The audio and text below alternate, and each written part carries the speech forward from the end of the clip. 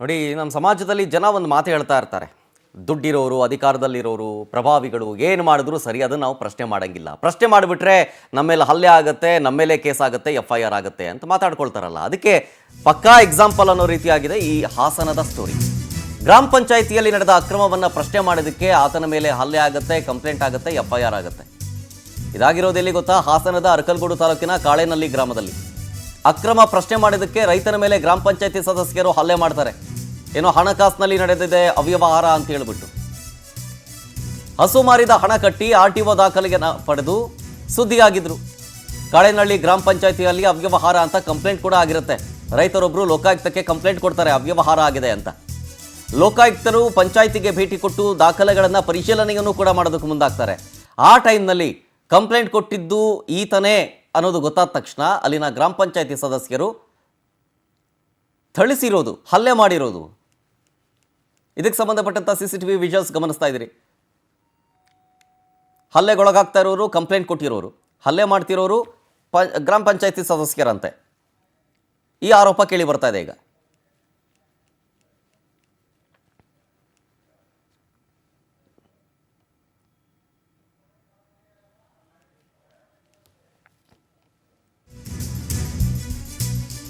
ನೋಡಿ, ಕಂಪ್ಲೇಂಟ್ ಕೊಟ್ಬಿಟ್ನಲ್ಲ ಇವನು ಅಂತ ರೈತ ರವಿ ಮೇಲೆ ಮಾರಣಾಂತಿಕವಾಗಿ ಹಲ್ಲೆ ಮಾಡಿರೋದು. ಪಂಚಾಯತ್ನ ಸದಸ್ಯ ಆನಂದ್, ವಿಶ್ವ ಸೇರಿ ಹಲವರು ಥಳಿಸಿದ್ದಾರೆ. ಈಗ ಹಾಸನದ ಹಿಮ್ಸ್ ಆಸ್ಪತ್ರೆಯಲ್ಲಿ ಚಿಕಿತ್ಸೆ ಪಡಿತಾ ಇದ್ದಾರೆ ಈಗ ಹಲ್ಲೆಗೊಳಗಾದ ರವಿ. ಬಟ್ ಆರೋಪಿ ಪರವೇ ನಿಂತ್ರ ಕೋಡನೂರು ಪೊಲೀಸರು ಅಂತ. ಯಾಕೆಂದರೆ ರವಿ ವಿರುದ್ಧನೇ FIR ಆಗಿದೆ. ಪಾಪ ಅವರು ಹಲ್ಲೆಗೊಳಗಾಗಿ ಆಸ್ಪತ್ರೆಯಲ್ಲಿ ಟ್ರೀಟ್ಮೆಂಟ್ ತಗೊಳ್ತಾ ಇದ್ರು, ಅವ್ರ ವಿರುದ್ಧನೇ FIR.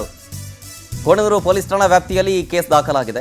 ರವಿ ಮೇಲೆ ಮನಸೋ ಇಚ್ಛೆ ಥಳಿಸ್ತಾ ಇರುವಂಥ CCTV ವಿಜುವಲ್ಸ್ ಕೂಡ ಇದೆ. ಆ ದೃಶ್ಯ ಸಿಗ್ತಾ ಇದ್ದಂತೆ ಆರೋಪಿ ಆನಂದ್, ವಿಶ್ವ ಇಬ್ಬರೂ ಎಸ್ಕೇಪ್. ಕೋಡನೂರು ಪೊಲೀಸರ ಕ್ರಮಕ್ಕೆ ಜಿಲ್ಲಾದ್ಯಂತ ಭಾರಿ ವಿರೋಧ ವ್ಯಕ್ತವಾಗ್ತಾ ಇದೆ.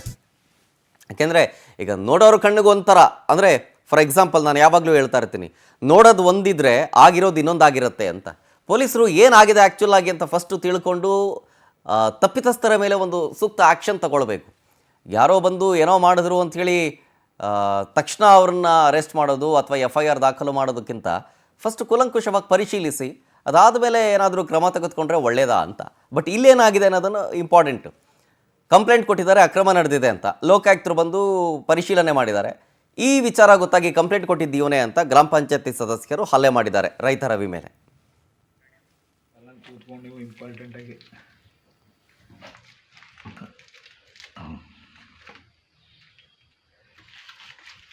ಇವಾಗ ಕಲ್ಪಿಸ್ಬೇಕು ಅಷ್ಟೇ, ಯಾರು ಕಳ್ಸಿರೋನು ನೋಡಿ ಡೀಟೇಲ್ಸ್ ಕೊಡ್ತಾರೆ ಇನ್ನಷ್ಟು ನಮ್ಮ ಪ್ರತಿನಿಧಿ ಸಚಿನ್ ಶೆಟ್ಟಿ ಫೋನ್ ಸಂಪರ್ಕದಲ್ಲಿ. ಸಚಿನ್, ಈಗ ಲೋಕಾಯುಕ್ತರು ಬಂದರು, ಪರಿಶೀಲನೆ ಮಾಡಿದ್ರು ಅಂತ ಹೇಳ್ತಾ ಇದ್ರಲ್ಲ, ಪರಿಶೀಲನೆ ಸಂದರ್ಭದಲ್ಲಿ ರವಿಯವರ ಆರೋಪ ಏನಿತ್ತಲ್ಲ ಅಕ್ರಮ ನಡೆದಿದೆ ಅಂತ, ಅದರ ಪೂರಕವಾಗಿ ಅಥವಾ ಅದಕ್ಕೆ ಸಾಕ್ಷಿ ಅನ್ನೋ ರೀತಿಯಾಗಿ ಏನಾದರೂ ಸಿಗ್ತಾ? ಜೊತೆಗೆ ಪೊಲೀಸರು ಯಾಕೆ ಹಲ್ಲೆಗೊಳಗಾದವರ ಮೇಲೇ FIR ಮಾಡಿದ್ದಾರೆ? ಇತ್ತೀಚಿನ ದಿನಗಳಲ್ಲಿ ತಪ್ಪನ್ನ ಪ್ರಶ್ನೆ ಮಾಡೋದು, ಅದೇ ರೀತಿ ಅವ್ಯವಹಾರವನ್ನ ನಡೆದಿದ್ದಂತ ಪ್ರಶ್ನೆ ಮಾಡಿದ್ರೆ ತಪ್ಪು ಅನ್ನೋ ಒಂದು ಪ್ರಶ್ನೆ ಈಗ ಕಾಡ್ತಿರ್ತಕ್ಕಂಥದ್ದು ಅರಕಲಗೂಡು ತಾಲೂಕಿನ ಕಾಳೇನಹಳ್ಳಿ ಗ್ರಾಮ ಪಂಚಾಯತಿಯಲ್ಲಿ ಇದೇ ನಡೆದಿರ್ತಕ್ಕಂಥದ್ದು. ಏನು ರೈತ ರವಿ ಏನಿದ್ದಾರೆ, ಅವರು 15ನೇ ಹಣಕಾಸಿನಲ್ಲಿ ಸಾಕಷ್ಟು ಅವ್ಯವಹಾರ ನಡೆದಿದೆ ಅಂತ ಹೇಳ್ಬಿಟ್ಟು RTI ನಲ್ಲಿ ಅರ್ಜಿನ ಹಾಕಿದ್ರು.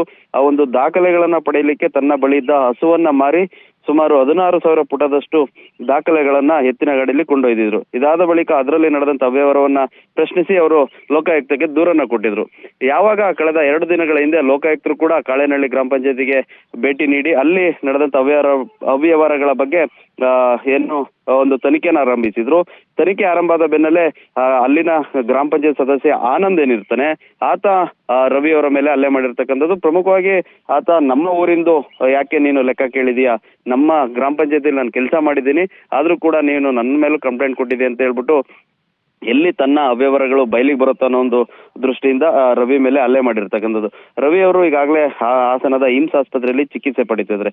ಆದ್ರೆ ಇಲ್ಲಿ ಪೊಲೀಸರ ನಡೆ ಸಾಕಷ್ಟು ಅನುಮಾನ ಹುಟ್ಟಿಸ್ತದೆ. ಯಾಕೆಂದ್ರೆ ಹಲ್ಲೆಗೊಳಗಾದಂತ ರವಿ ಅವ್ರಿಗೆ ಏನು ಒಂದು ರಕ್ಷಣೆ ನೀಡಬೇಕಾದಂತ ಪೊಲೀಸರು ರವಿ ಅವರ ಮೇಲೆನೆ ಈಗ ಪ್ರಕರಣ ದಾಖಲು ಮಾಡಿರ್ತಕ್ಕಂಥದ್ದು. ಪ್ರಮುಖವಾಗಿ ಆನಂದ್ ಕೂಡ ಅವರ ಮೇಲೆ ಒಂದು ಕಂಪ್ಲೇಂಟ್ ಅನ್ನ ದಾಖಲು ಮಾಡಿದ್ದಾರೆ, ನನಗೆ ರವಿ ಅವರು ಹಲ್ಲೆ ಮಾಡಿದ್ದಾರೆ ಅಂತ. ಆದ್ರೆ ಸಿಸಿಟಿವಿ ದೃಶ್ಯಾವಳಿಗಳು ನೋಡ್ತಾ ಇದ್ರೆ ರವಿ ಅವರು ಅಂಗಡಿ ಬಳಿ ಹೋದಾಗ ಏಕಾಏಕಿ ಆನಂದ್ ಅವರು ಅವ್ರ ಮೇಲೆ ಹಲ್ಲೆ ಮಾಡಿರ್ತಕ್ಕಂಥದ್ದು ಸ್ಪಷ್ಟವಾಗಿ ಗೊತ್ತಾಗ್ತದೆ. ಆದ್ರೂ ಕೂಡ ಇಲ್ಲ ಒಂದ್ ಕಡೆ ಪೊಲೀಸರು ಒತ್ತಡಕ್ಕೆ ಮಣಿದ್ರ ಅನ್ನೋ ಒಂದು ಪ್ರಶ್ನೆ ಕಾಡ್ತಿದೆ. ಹೀಗಾಗಿ ಸಾರ್ವಜನಿಕ ವಲಯದಲ್ಲಿ ಸಾಕಷ್ಟು ಆಕ್ರೋಶ ಕೇಳಿ ಬರ್ತಿರ್ತಕ್ಕಂಥದ್ದು.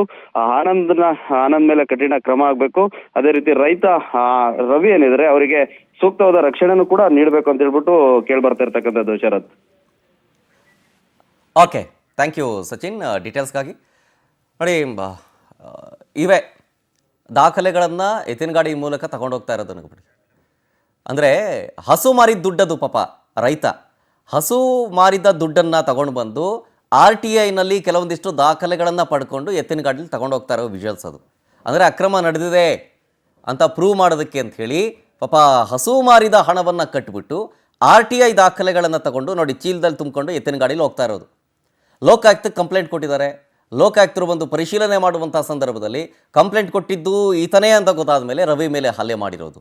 ಬಟ್ ಇದನ್ನು ಗಮನಿಸಿದಾಗ ಪೊಲೀಸರು ಯಾಕೆ ಹಲ್ಲೆಗೊಳಗಾದವನ ಮೇಲೆ FIR ದಾಖಲಾಗಿದ್ದು ಈಗ ಅನ್ನುವಂಥ ಪ್ರಶ್ನೆ ಸಹಜವಾಗಿ ಉದ್ಭವಿಸುತ್ತೆ. ನೋಡೋಣ ಮುಂದೆ ಏನಾಗುತ್ತೆ ಅಂತ ತನಿಖೆ ನಂತರ.